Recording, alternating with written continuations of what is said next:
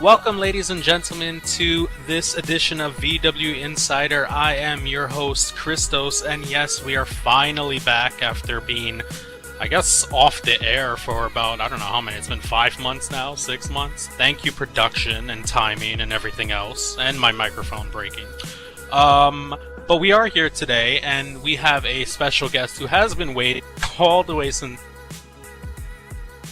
So, I want to say, welcome Alison Daines, the current VWE Radiance Champion, to the couch. Hello, Alison. Hi, and don't forget to mention the only two-time Radiance Champion in VWE history. Oh, is Yes. that okay? All right. Well, there you go. She is the only two-time VWE Radiance Champion in VWE history. So, like I said, welcome. Are you doing well? Are you happy? Is everything going well in your life? It's been great. I've been really famous, really good, but then again, I've always been really good, but now just people know that, which is awesome. And yeah, I've been just enlightening people on how to be a great champion and inspiring millions around the world. So yes, it's been a great few months. Well, I'm glad to hear that. Now, of course, I asked you to be on the VWE Insider show, not to talk about, I guess, how you're feeling about your moods and emotions and stuff as your champion right now, but I want to get into the little nitty-gritty of what makes Alison Daines Alison Daines. Now, of course, I'm going to start with the standard question that I like to ask all my wrestlers. Trained you to be a wrestler? That's a difficult question because I was trained way back in the day, by a few people that no longer are in the business or no longer are known, but the person that trained me to get me to where I am right now was Derek Colt, definitely. He was the one that took me in, then I left, then he took me back in, and then I left again, and he trained me multiple times, and it was not an easy process because, as people can see, I'm quite explosive, so Derek had to put up with a lot of yelling, but he endured, and here I am, an evidence of his great work. So yes, I would say Derek. Yes, we're going to get into a little bit of your vocal personality in a little bit. But yes, okay, so Derek did train you, because both of you are champions at the moment. Him, of course, being the VWE World Heavyweight Champion, and you Radiance Champion. So I guess it worked out in the end, didn't it? Yeah, I think Derek has a golden touch to make champions happen, and I think he's great at what he does when it comes to training people because he gets you in the right mindset. Sometimes people lose their way after training. I've always tried to keep myself focused on putting on a great show, and everything else will come. And in my case, it took a long time for the good things to come, but they did. And I'm very happy that I'm finally at a point where I can say, look, I have a career, I've accomplished things, and I'm not just good in my own head. People now can see that I can do great things, which is terrific. Now, why did you want to become a wrestler in the first place? That's a tough one. I mean, I've always had a very aggressive side to my personality, which, as you know, outside of this business, it's not very appropriate to fight with someone and just punch them. So I decided, okay, let's find a way where I can release all of my aggression, but at the same time, have a lot of fun, meet a lot of people, entertain a lot of people, and that's a big part of what I try to do, above just fighting and winning things and just having a match that people will think it's great, but then in a few years they won't remember. I usually try to create moments for people, for my coworkers in the ring, as well as the fans and the commentary team.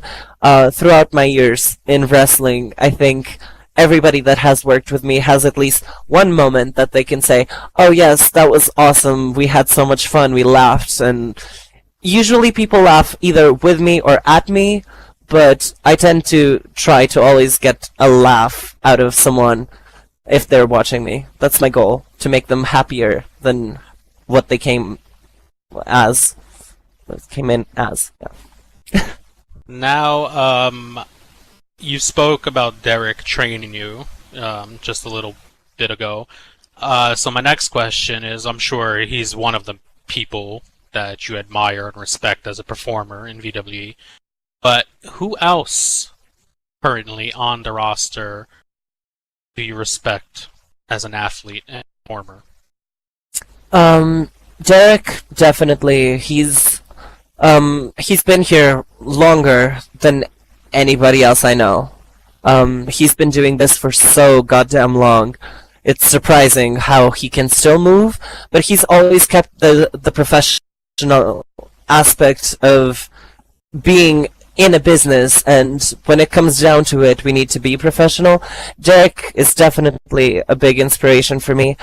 Someone I very much admire, and gradually, as I see his work evolve, I keep getting impressed, is Austin Knight, which is quite of an odd pick for me, but Austin is the type of person that always tried to get the feedback that was thrown his way as a performer and put it to good use, and now he's got a title.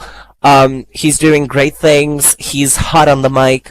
He's great on commentary. He's great in the ring. And I think if people have things to tell him, do, because he will put all of that feedback to great use, and he'll just make his work even better. I think Austin Knight would be the person that right now has my attention and my full focus, and I'm like, I want to see him succeed. I've noticed you didn't mention any female competitors. Is there a reason why? Okay. When it comes to the female division, I am very biased because I don't want to be saying, "Oh, I'm the best," but right now I am the best. I feel that I put in the most work, and there's a lot of females that are up and coming and that I have my eye on, like the girls in Pulse. They're doing great. Raven, I think, will develop great into a good wrestler. Sass is showing that she can, even though she's tiny and she looks harmless, she can actually put up a fight. You have Sarah T. Knight, which is one of my earlier opponents since my return, and she's terrific in the ring, but I mean, I look at them and I see the work they're doing and I'm impressed, but I haven't been very close to them because I believe that the ride to the top, you can have a lot of friends, but once you get to the top, you need to kind of let go. Otherwise, you'll get dragged down. So I don't very much associate with many of the girls anymore, at least for the time being. So I would say they're doing great, though. There's a lot of great talent. Yeah, the girls in Pulse especially are doing terrific, and I can't wait to see all of them move up and conquer this division and make it their own. Well, let's see. In the past, people have said you were difficult to work with, or unreliable, a possible flight risk. Why do you think that is? I mean, like I said regarding my training, I had a pattern, which was I'd come in, I'd ace my training, I'd start wrestling, but then I just get caught up with life and just leave. And at the start, it was just me being very careless and not valuing the time I was lucky to have in the ring. But then it got to become a thing more of frustration. I've been doing this for a lot of years, and for a lot of years, people thought of me as the comedy act, and even though I portrayed myself as a funny character, and I've always had this comedy aspect of how I portray myself because it's part of my personality. I also didn't want to just be a joke, and for the longest time I felt I was being misused, so what is the point of being here if I'm not being awarded the opportunities that could make me a star? And that's why I said, for the longest time I felt I was very good, but now people know it, because it's what I feel is the truth. It took me being I had to stop being all about the fans and all about the lovey-dovey being cute. No, I just became all about Alison, and as soon as I decided nobody's giving me the opportunity, so just watch me. I'm taking every single one of them for myself, and when I started doing that, I found success, which is terrific. And that's also why I kind of stay clear from everybody else, because a lot of people have history with me, and yes, I do have a very intense personality, but the people that have worked with me since my return, they could probably vouch for the fact that I'm quite committed. I used to be a flight risk, and I was, definitely, but I am very committed to riding the wave until it hits the shore. Definitely. So then, in essence, can you blame, let's say, management for maybe not giving their full respect and push towards you if, you yourself admit that you were a flight risk and other things that were... I mean, could you say that you did it to yourself a lot of the time? Yeah, like I said, for the longest time I didn't value the time I was lucky to have in the ring and the availability I had to be in the ring as much as I could, so I kinda earned my own demise, and that's why I used to be aggressive towards the fact that, oh, I'm not being awarded my opportunities, but then I realized, well, if I want them, let me go take them. Let me prove to everybody that not only can I do this, but I can also be here week after week after week, and for almost 2 years now, not 2 years, year and a half, I've been consistent in every week I go out there, there's a show. Even if the show just plays from the time I get in the ring to the time I leave. But I look at every segment in the show and I'm like, okay, how am I going to be better? And how am I going to make sure that everybody goes home thinking, oh, Alison Daines is so cool. Even if I just show up for 5 minutes at the start of the show, I have to leave a mark that will last for the rest of the show. And that's how I proceed nowadays. But it also took me being very humble and coming back and understanding I have a reputation, so let me prove them wrong. Let me show them, yes, I do care about this more than I've ever cared about this, so now it's the time for me to be awarded the chances. And when I wasn't, I just took them for myself. But yeah. So Alison Daines matured a bit. Yes, growing up. Well, that's always good. At least there's some growth to you, which we can all applaud. Now, you've spoken about you being aggressive and your personality being very aggressive. So you've always been outspoken, sometimes to your benefit, sometimes to your detriment. Where does this need to speak your mind come from? I don't know. I've always believed being honest is the best policy, and even with my friends and the people that are close to me, if I feel like something needs to be said, I'm only going... If I don't say it right at the moment I feel like it should be said, I'm just going to be brewing it and just keeping it in, and by the time it actually comes out, it's going to come out in a lot more aggressive a tone that it perhaps intended to be said. So I try to now just be very honest. I try to be very cordial, but that also came from a lot of years of just screaming things at people, and it's part of the growth as a human that I had to do, which was you can be honest and tell people things, but not scream them at people, which is a big thing because I'm very Portuguese in that aspect. I come from a land where we scream, we hit, we throw things, we say a lot of bad words, and we're very explosive. So I had to adapt because there's a bit of a culture shock when it comes to me just blurting out multiple curse words and screaming. But yeah, I gradually try to tone it down. I do feel like it's very important to be honest because I don't have time to waste. And if I'm having a conversation, I expect people to tell me the truth.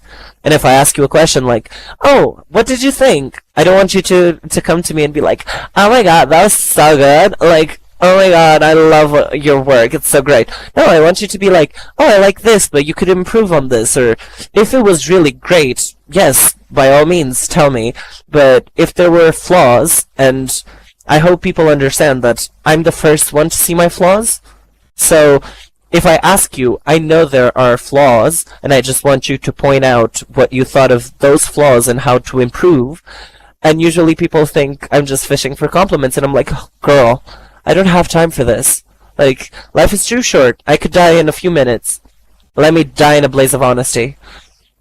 But it's usually not harmful. I try not to be mean. Even though sometimes I come across as that, it's usually not coming from a bad place. Now, I'm gonna ask you, do you think people respect you? I think the way I came back and the way I have behaved recently has shown a lot of, has earned some of the respect people lost from me in the past. There's a lot of people that do not respect me, definitely, but there's also this great thing about being brutally honest, is sometimes people do not respect you that much, but at least they fear you enough to not come after you.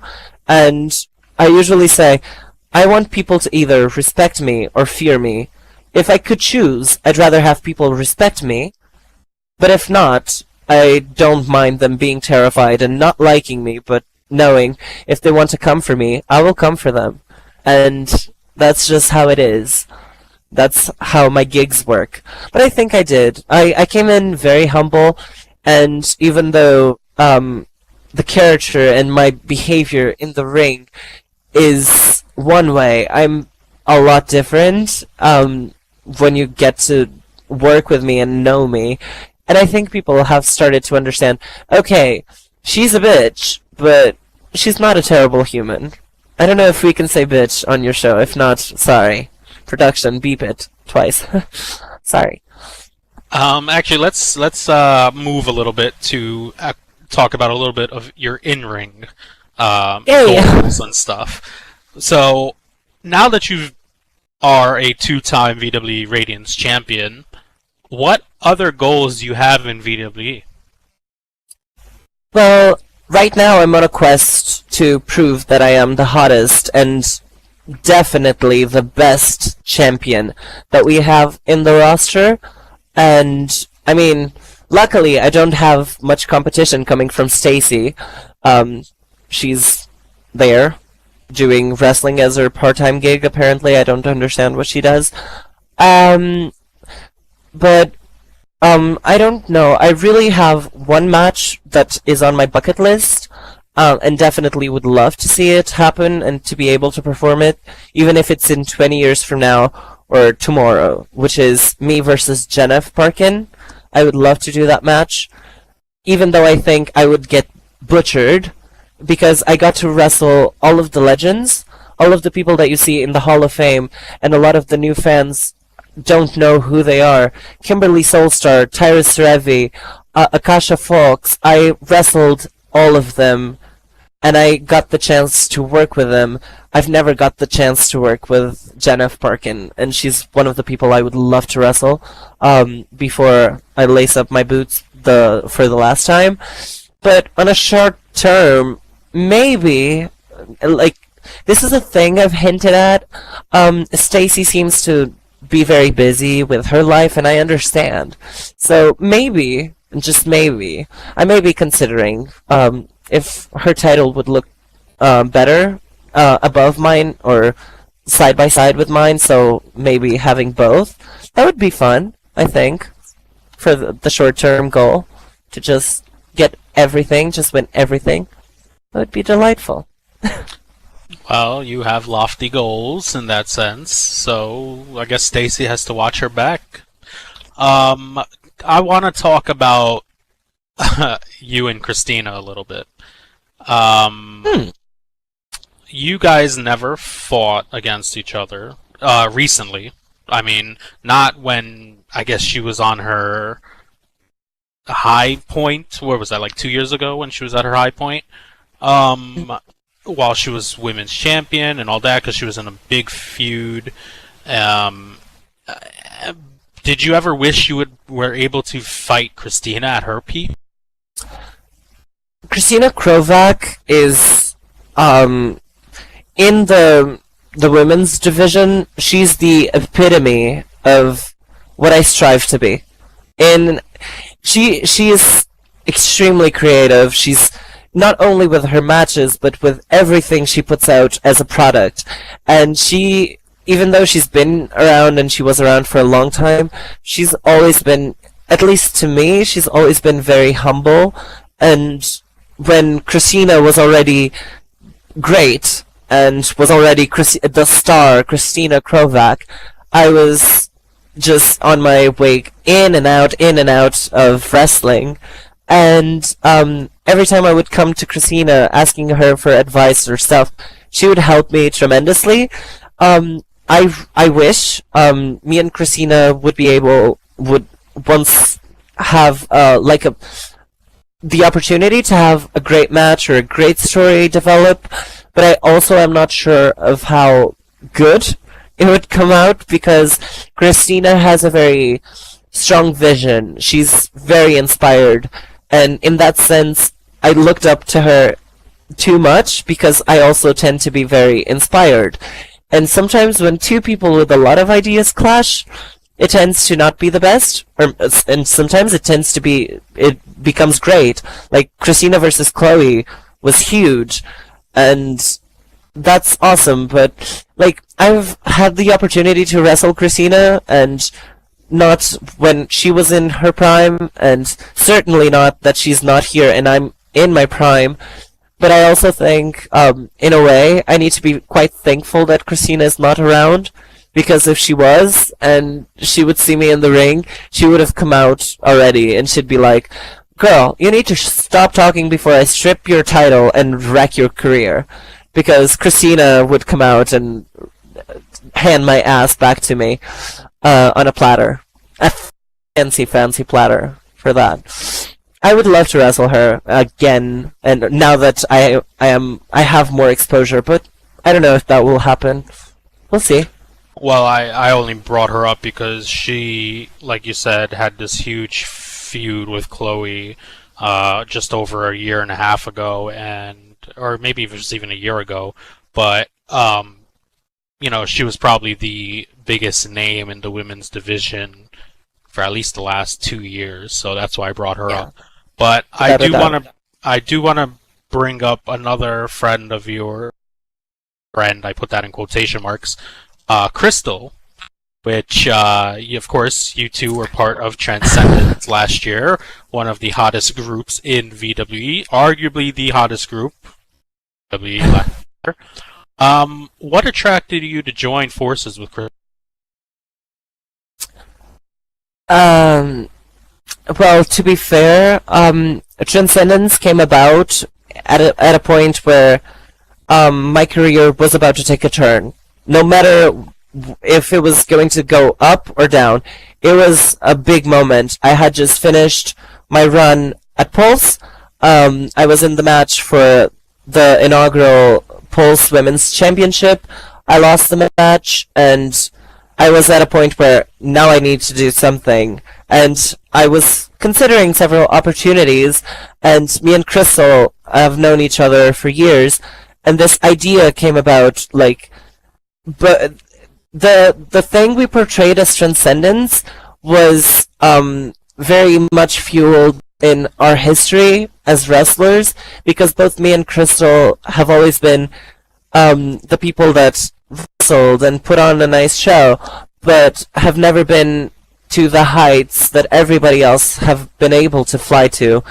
And a lot of our previous resentment and grudges was put into that and how we portray transcendence, but it was also the single most fun period of my career, and I have 10 years, more or less, of experience with SL wrestling, and I can, without a doubt, say Transcendence was really hard to make work. Me and Crystal have a very defined vision of what we want, how we want things to happen. We clashed a lot, and it was a lot of hard work, and sometimes the work interfered in our outside relationship, and it made it strained, but I think we made a product that entertained people, entertained us. It made us both become have a platform to be able to achieve other goals, and we had a lot of fun together. And as well as we were able to, because we became such a big thing at the time, a lot of attention was put on us, and we were able to use that to show off other competition. Because back a year ago, a win over Alison Daines wasn't a big deal, but when Alison Daines and Crystal, the conniving Transcendents, are working together, and you are able to defeat them, that's a big win, and that's something that will propel you to new heights. And as we climb to the top, we try to make sure that let's make sure that we give back, so that our rise isn't begrudged by other people, which I still think it was, and a lot of people were very upset that Transcendence worked. A lot of people were very upset that me and Crystal got to be successful, but a lot of people that were very upset don't put half, not even the full extent of our work, they don't put half of the intensity and passion behind what they do the way we did. Me and Crystal were so methodical. We had our entrances planned, our entrance schemes, and all of that. Since we did each role and it was a big entrance, we were like, we have to have things that make us stand out. And we were always analyzing everything, micromanaging. It was intense, it was painful, it was extremely fun, and it's, if ever things of my work are going to be remembered, they will be remembered most likely the things that I did as Transcendence. And then Transcendence died. It had an abrupt death as well as its birth, and it's just the way things go. Life goes on, and sometimes you need to kill the plant before it becomes toxic to everything else. Well, yeah, before it becomes a weed, I guess. But that was actually my next question, was do you think Transcendence lasted long enough to really make an impact in the history of VWE? Like, will people remember Transcendence 2, 3, 4, 5 years down the road? Or will it just gotten? I genuinely hope so, because I feel like as Transcendence we did a lot of fun things that are worth of being remembered. But Transcendence could have lasted a lot longer. It could have lasted a lot shorter. God knows there were times where Transcendence was close to being dead.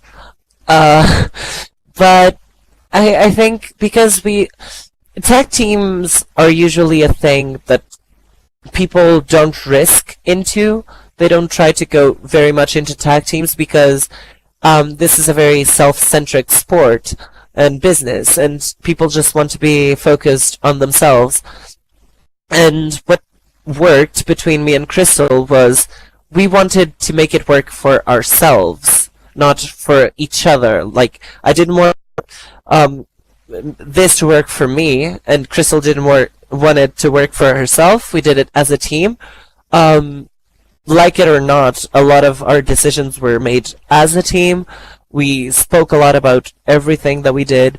It could have lasted longer. It could have lasted less time, but I don't know if people will remember. I know a few people have been touched by Transcendence. I know we've been able to interact with a lot of people, have really cool interactions because people genuinely hit us up out of anger and disgust, and they didn't like us as people, even though we were in the ring portraying something, and then in the back we were different.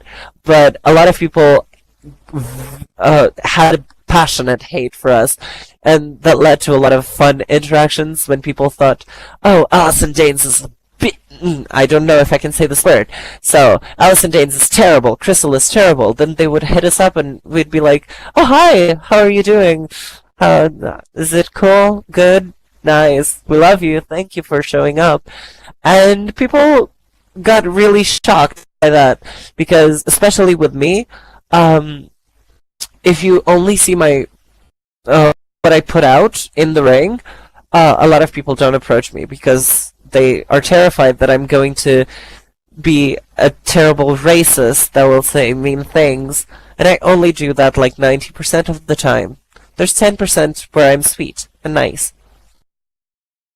Now, oh, okay, so you spoke about you and Crystal being a team and coming up with all these ideas together and your plans and such. But to a casual viewer, I can even include myself in this, if we watch Transcendence as a team, it always came across that Crystal was the one in charge, and you were always the sidekick or the lackey. And my question to you is, on screen and behind the scenes, did you think you two were equal, or was there actually some sort of discrepancy in your roles?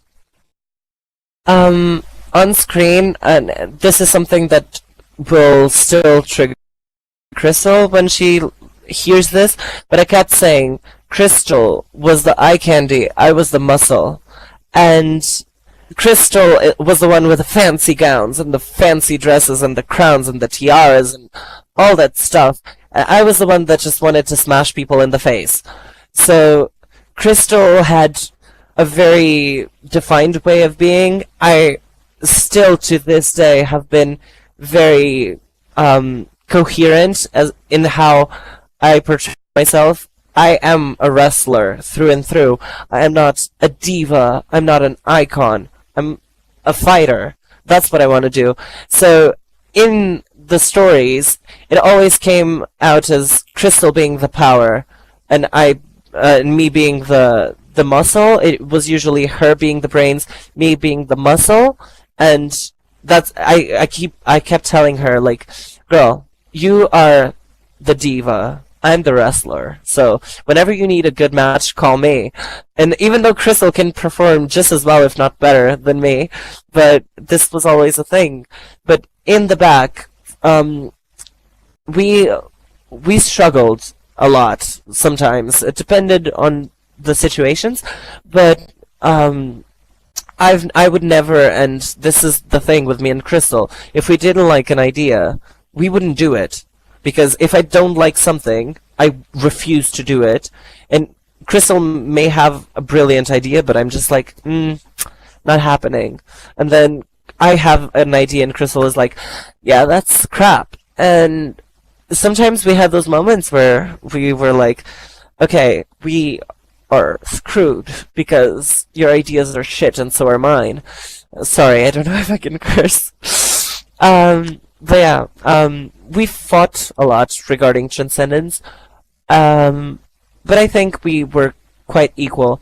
If to a point, I would be the one letting my arm twist a little bit, if that makes sense to anybody that is not Portuguese, like bending a little bit, because I wanted to keep the peace, and sometimes I would just be like, okay, let's see how this turns out. And a lot of the things turned out very well, and we've made a lot of we had to make a lot of choices, and sometimes we had to make a lot of choices real quick.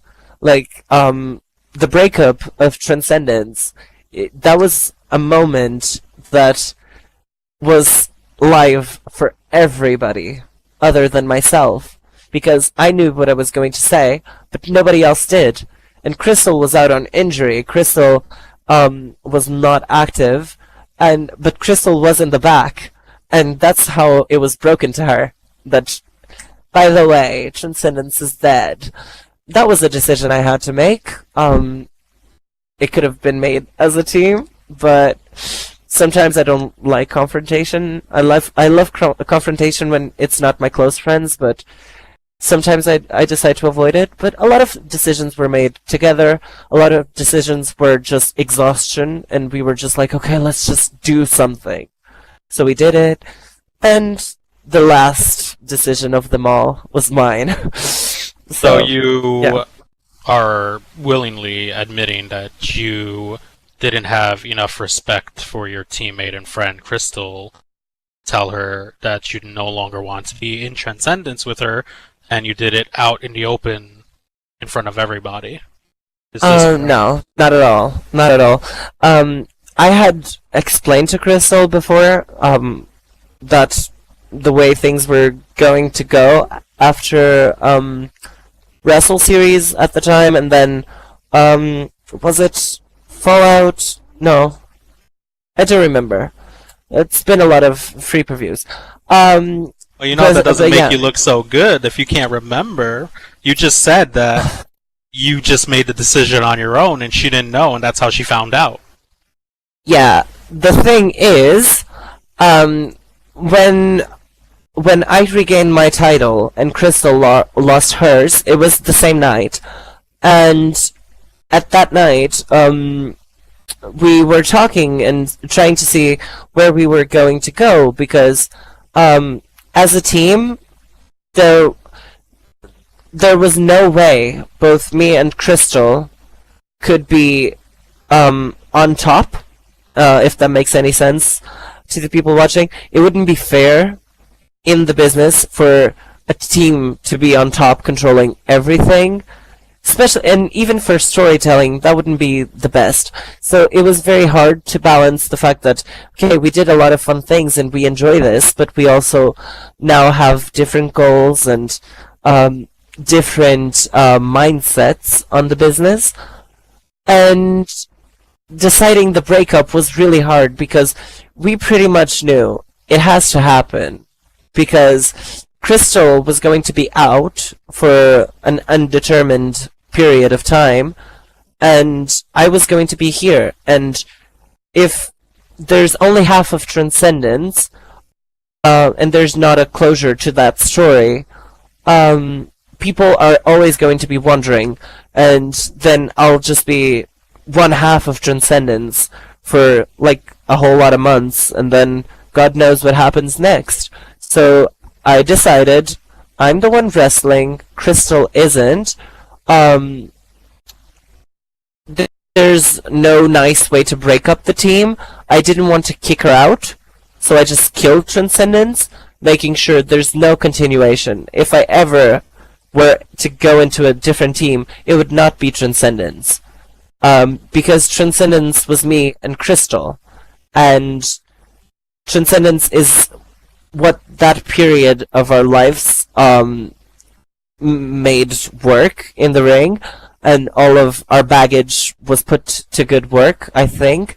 So it was not out of disrespect for Crystal, because we knew this decision had to be made. It was just being quite hard to decide, when are we going to do it, how are we going to do it. And I'm not good when people don't decide. When something needs to be done, I'm the person that you call to get it done and not to stall. So since it had to be done, and I was in the ring with the mic, I was like, well, this is as good a time as ever. By the way, Crystal, Transcendence is dead. So is your career. And that's how I broke it off. Then I spoke to Crystal, and Crystal was like, oh, okay. you could have warned me, but there was no. Like I I don't think just there was. said. Yeah, it was So not she- lack of respect No, because I but wanted a it was reaction. your. Well, you Listen. wanted a reaction. I guess you got a reaction. Yes. So she knew that eventually you guys are going to break up, but she just didn't know when that was going to happen. Neither did you, as you said, until you were in the ring with the mic and you just Yes. made this Yeah. decision right on the spot. Okay. Now, is there any wrestler, this might get you in trouble, is there any wrestler in the past or present that you don't particularly like or respect? There's loads of them. I Alright, mean, well, start naming names.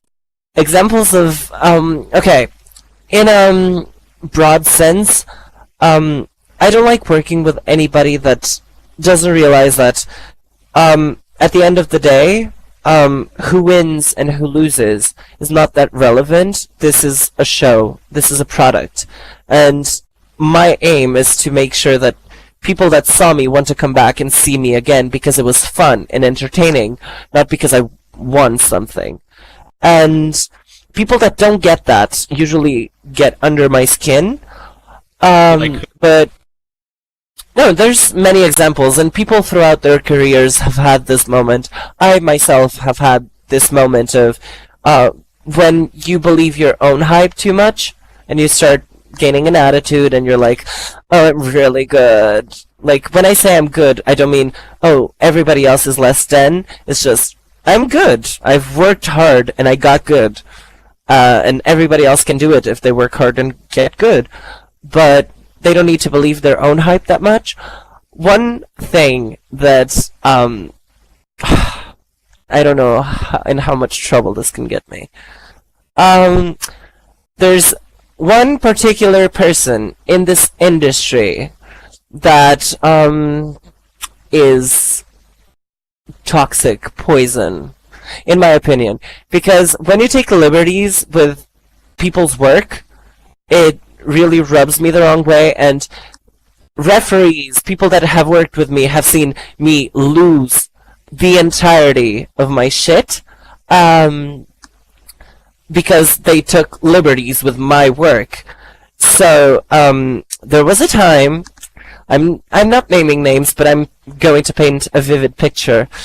Last year, Transcendence was really hot, and during the summer, I had a match, and in that match, we had a lot of difficulties, and one of those difficulties was the fact that some people work hard, some people don't. And Crystal, even though Crystal seemed to be very outspoken in the ring, in her character, Crystal was the reason why perhaps I didn't get fired at that point, because she was the one holding my purse, and trying to yank on my arm, like, girl, don't do this. My temper took the best of me, and for anybody that was at Beach Brawl last year, they saw it go down. As soon as I hit backstage, I just lost it. But there was a moment where things were planned, and someone decided they wanted to look better than what they should look like, because actually they don't need to look that good because they're trash, like freaking Speedy Gonzalez. And I did. And then I almost killed someone backstage and almost got fired. Cool story. Yeah. Well, But I don't want to name names. well, I guess that's well. No, I'm you not don't have that to type. name names, but I'm sure people are going to be flipping through their notes to see who exactly you guys were facing last year at Beach Brawl. So Just to add to that, Viola is a sweetheart.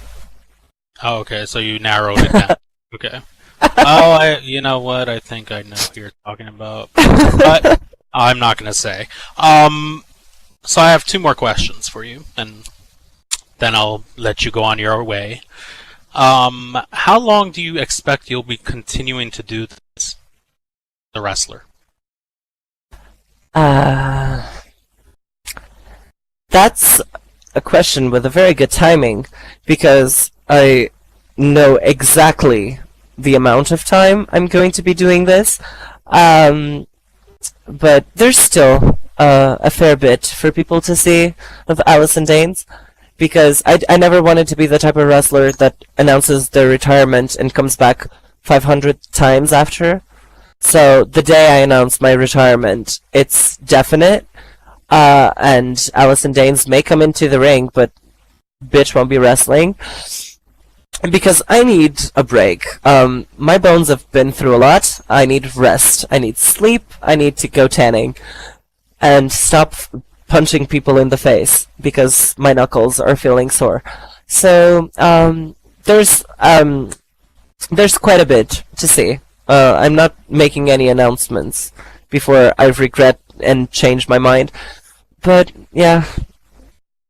Okay. There's a timeline set in motion already. Alright. Now for my last question. I'm going to name a few names, and I want you to tell me the first thought that comes into your head when I say these names.